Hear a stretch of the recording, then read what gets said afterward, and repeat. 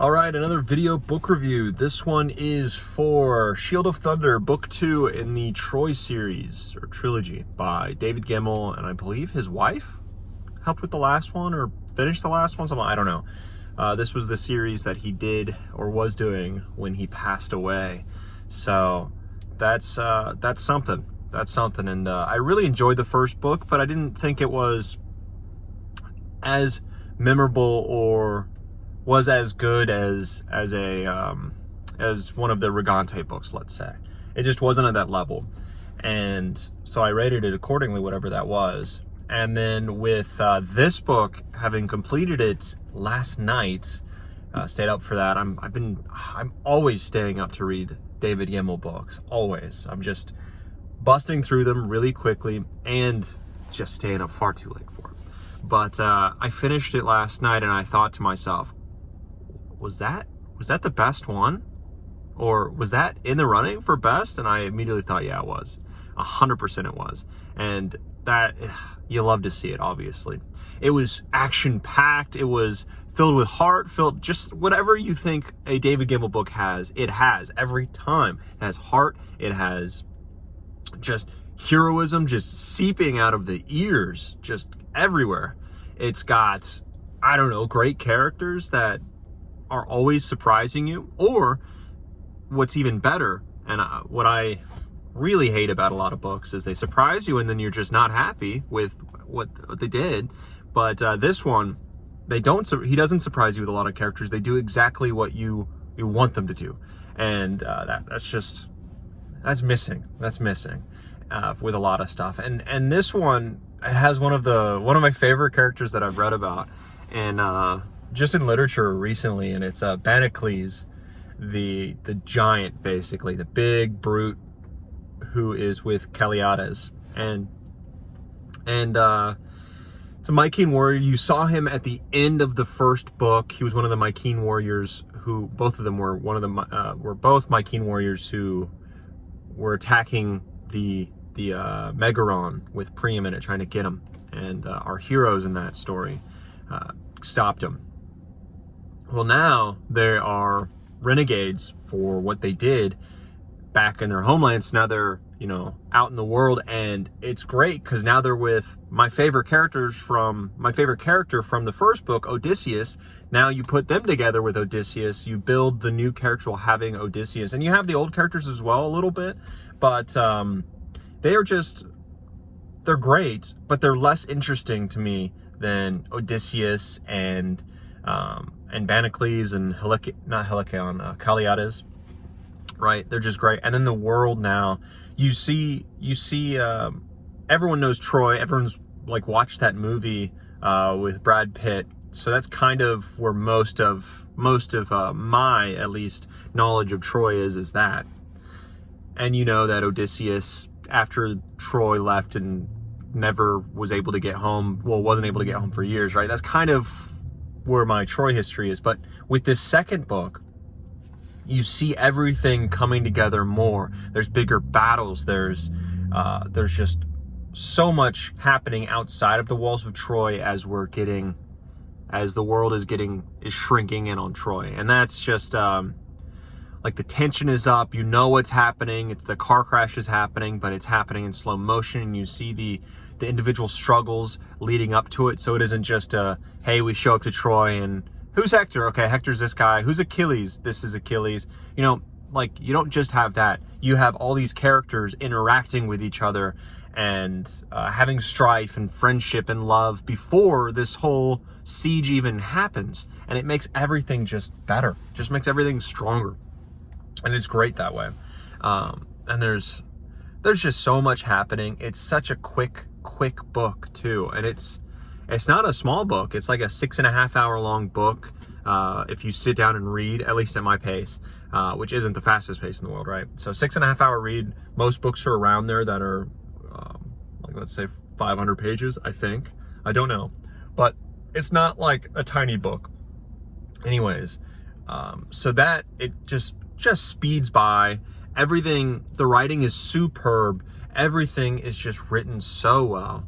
And the action scenes are always just great. Like, the action is done so well. In some scenes it's quick, but it's meant to be. But like the sword fights and the battles and all this, they're just superb. Like, you don't get much better than David Gemmell. And again, I just have not heard I'm saying again, from what I've expressed previously, you don't see that when best battles are put out. At least I didn't before. Best sword fights, best battles, best this, best that. He wasn't in the talk, and he really should be. He's just fantastic with it. And then coupled with, this is not just a fantasy. It's not really a fantasy. It's like it's a historical fiction, right? It's taking place back in the day during the Troy times, where everyone's using bronze and leather and sword and sandals, right? That kind of thing. And so you really get a different viewpoint. You're not having medieval Europe pasted onto a different fantasy world. This is our world, and it's in the Bronze Age. And that's great. That's just fantastic. You don't see that. I always want to read more of those, and that's what really decided me picking this up over other David Gemmell, other David Gemmell books, right? So this was just such a great pick, and I didn't know when I read it, I didn't know that, at least the first book, and picked it up, I didn't know that was his last series. And it really feels fantastic to read it. It feels terrible that, obviously, that he's gone, but that I'm hoping that the series also is finished well, because there's so much set up, there's so much writing on it, and it's just, it could be a perfect trilogy in that way, and could be one of the best trilogies I've ever read, up there with, the Winter King, the one of the Warlord Chronicles, could be up there with that Red Rising first trilogy, right? It could be something, right? There's a few other trilogies out there, but this one could definitely be up there. But it is so fast-paced, page turner, just like a Red Rising, actually, in that sense.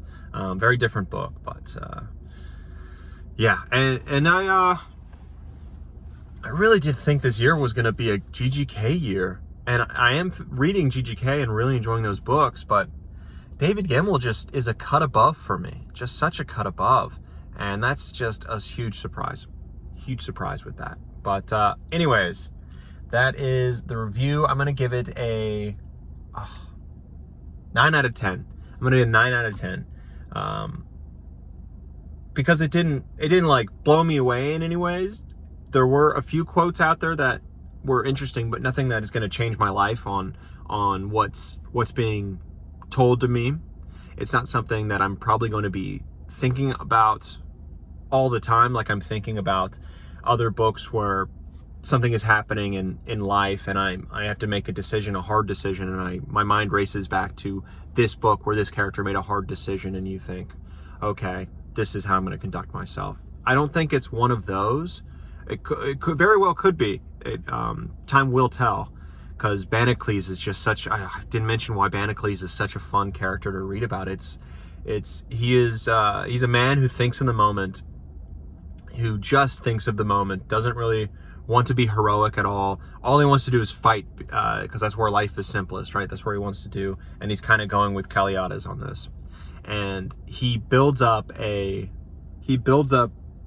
such renown based off of just wanting to fight and getting into really unwinnable situations, but coming out on top, because, I mean, that's all he's doing. He doesn't think, okay, this is what I'll get because of it, or, these are the risks I'm going to be taking, but I have to take it because I'm going to save this woman or this child, or I'm going to save the city. He's not thinking about that at all. He's like, this is the enemy, I guess I'll fight.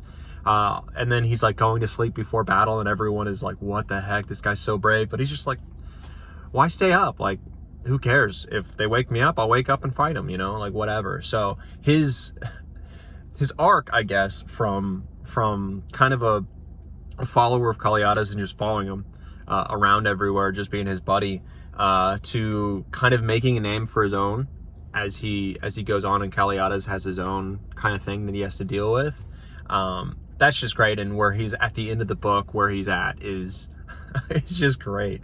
I love that. I think him as a character is a real standout. And yes, Odysseus was great in this, and he is a standout, but he has a interesting character turn sent back a little bit, and his hand is forced, and you're wondering, I was like, how is he going to be, I know which side he ends up on, how is he going to get there? And then he gets there, and you're like, oh, okay. And how it's done is just so impactful to the first book, right? And it makes so much sense, and it's just beautifully done. All the pieces are coming together, and they're coming together heartbreakingly in a lot of senses, in a lot of ways. There's just so much humanity in Gemmell's books, right? There's just so much. It's just overflowing with humanity, not only heroism, but humanity itself, the good and the bad, but you really feel the character. You get in the mind of a 3-year-old, you get in the mind of an aging barbarian savage, right? You get in the mind of anyone, right? And you just feel the humanity immediately just flowing from them. It's not I've read those books where it just feels cold. You kind of feel, for whatever reason, you feel removed a bit from the character. They don't feel like a human for a bit. They don't feel relatable. And I remember thinking that when I read the Gardens of the Moon, people didn't feel relatable at all. Others didn't. No one felt relatable for a little bit. And a lot of other books do that too. And you feel that, I mentioned GGK before, I do feel that a little bit in the beginning. It takes a while to get into you do get into the characters, but they do feel a little bit alien, a little bit unrelatable for a little bit. And that's not for all books, right? That's for at least these last 3 that I've read, the Children of Earth and Sky kind of trilogy, right? So that is a strength of Gemmell, the heroism, humanity that just overflows from his stories, the speed at which this goes, the pacing is just brilliant. The battles are amazing. The sword fights are just amazing. The friendships that everyone has just feel so real. How everyone's when the enemies are speaking with one another, the contempt is just felt. Everything just radiates from the page just so well. So I do recommend this book to anyone and everyone. The first book is not a hard read. It's fast as well. It's not as strong as this book. This book is so strong. And I find myself really enjoying second books out of series. So this might be my favorite. I don't know. Second books in series or trilogies and middle sections of series, I'm sort of gravitating towards, I realize. So this one is the second book of the trilogy. It is stronger than the first. It is so great. 9 out of 10, maybe going to be better as I go on through life and maybe have a reread of this in the future. It's just fantastic. I recommend it wholeheartedly. Give it a shot. What is it? I forget the name of the book, but the second book in the Troy series, because it's very hard, it's very small on the book, and I've got the e-reader. But anyways, that's it. On to the next book.